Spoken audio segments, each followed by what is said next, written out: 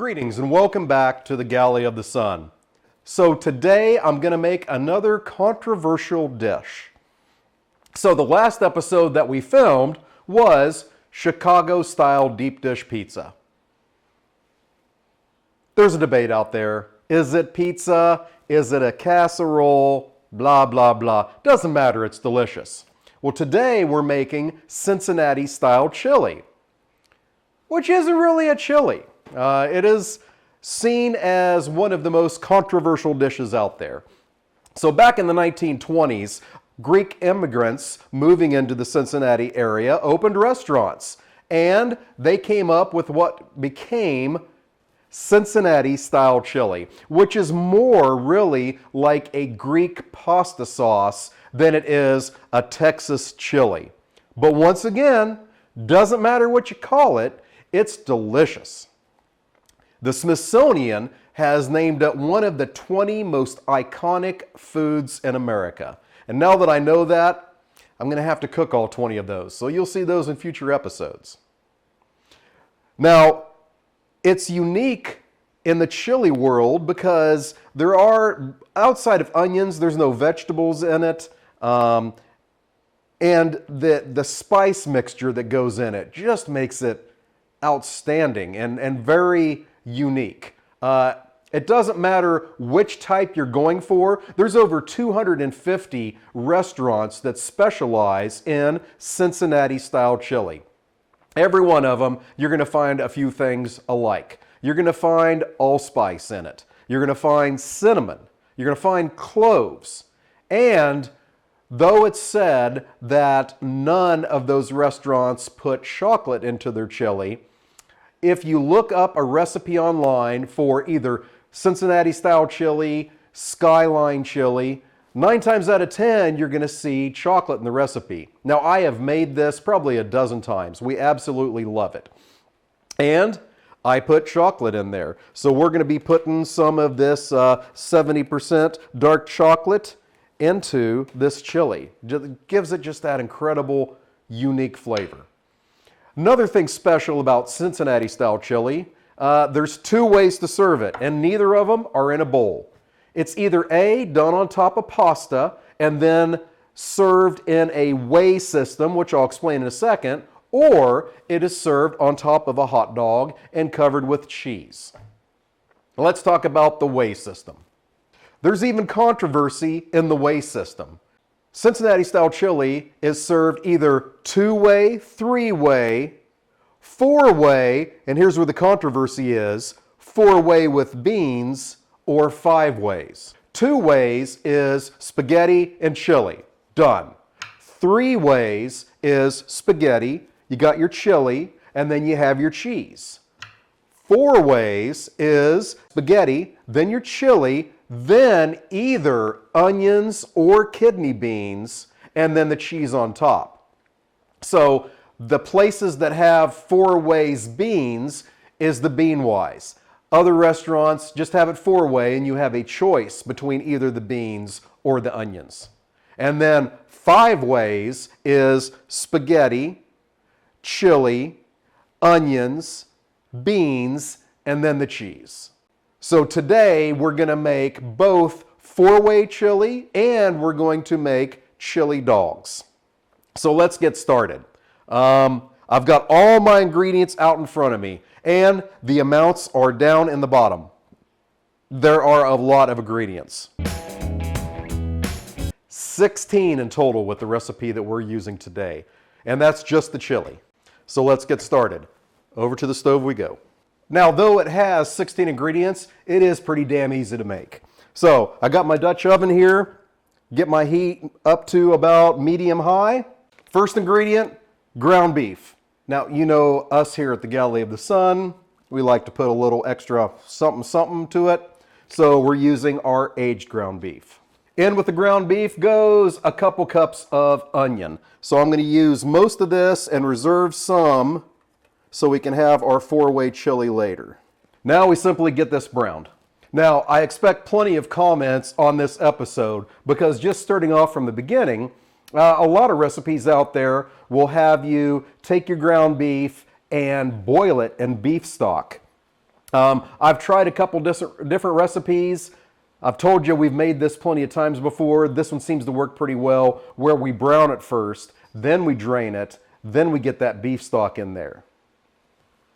Absolutely, by all means, if you believe that your Cincinnati style chili or Skyline chili recipe is superior to our Galley of the Sun recipe, put it down in the comments. I am always looking for a better way to do things, but I'll tell you what, this comes out pretty damn good. All right, got that pretty much browned. Now we're going to drain that beef and onions and put it back in and get to the next step. So the reason that I brown my ground beef instead of boiling it like is more traditional is because it allows me to do that step I just completed. Our aged ground beef is definitely 80-20, if not 78-22. So that allows me to get all of that fat out of the meat before I move to the next step, and then I don't have to sit there and skim it a ton when it's done. We've returned it to the heat. All the amounts are down in the bottom, but now we add about 4 cups of beef stock. Now we're going to bring that to a simmer and let it set about 10 minutes until the next step. What you want, you fuzzy vermin? I didn't drop nothing. I didn't drop nothing. What you looking for? You can absolutely use regular store-bought ground beef for this.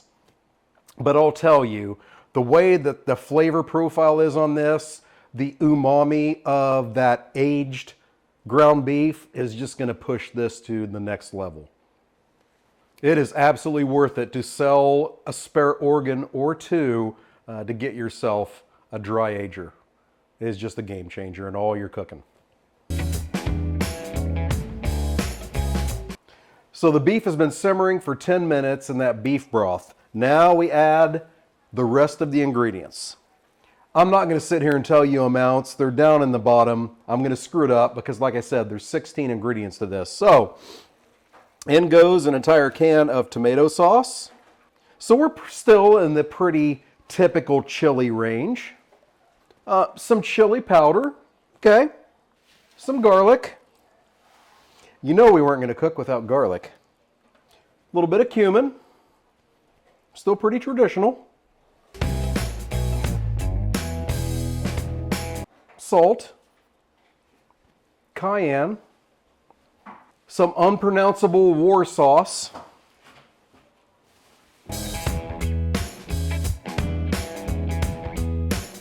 Little apple cider vinegar. Here's where we go off the rails into the Cincinnati style chili sauce. Allspice, ground cloves, bay leaf, cinnamon,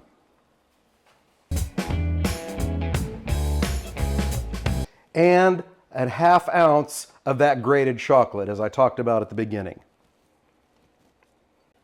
Now we're going to mix all that in and let this simmer for at least an hour uncovered.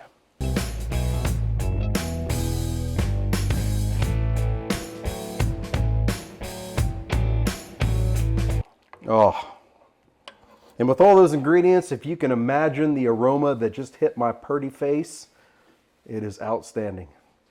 So that's going to simmer for about an hour. Here in about 15 minutes, I'm going to start my water for my pasta. Now,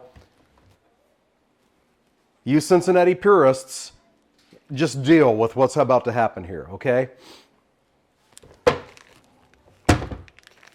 I do not have any spaghetti in the house, but I do have some bucatini, which is damn close for a Midwestern boy like myself. So we're going to get that going. Also, I'm going to get our hot dogs going. Now, if you watched our video, How to Make Sausage at Home, you saw that we made our own pork and beef hot dogs. So I'm going to get these cooking too. So unlike the homemade whiskey flavored bacon that we made, these are not already cooked. You can buy store-bought hot dogs and eat them right out of the package. You're good to go.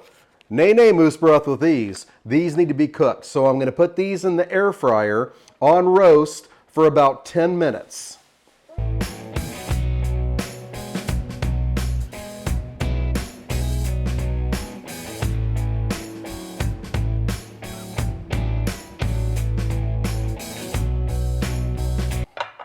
All right, hot dogs are done, chili's done. The director wants it on a chili dog, so we're gonna give her a try here. So we get the bun open, get a dog in there. Get a good scoop of that Cincinnati chili.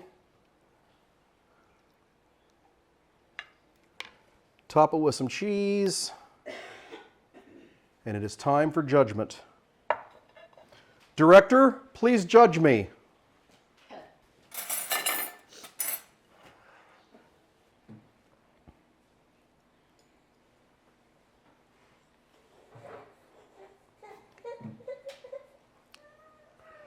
Fantastic. We have that judgment. Good.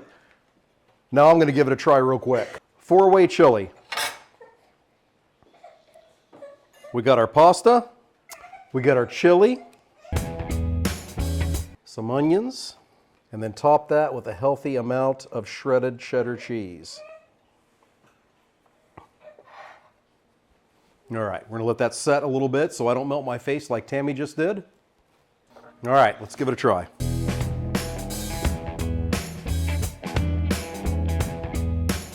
The director spoke the truth. Absolutely nailed it.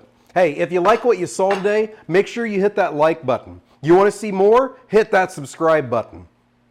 Like I said earlier, do you do your Cincinnati style chili some different way? We would love to hear about it. Put it down in the comments. Thank you so much for joining us. And until next time, fair winds and following seas.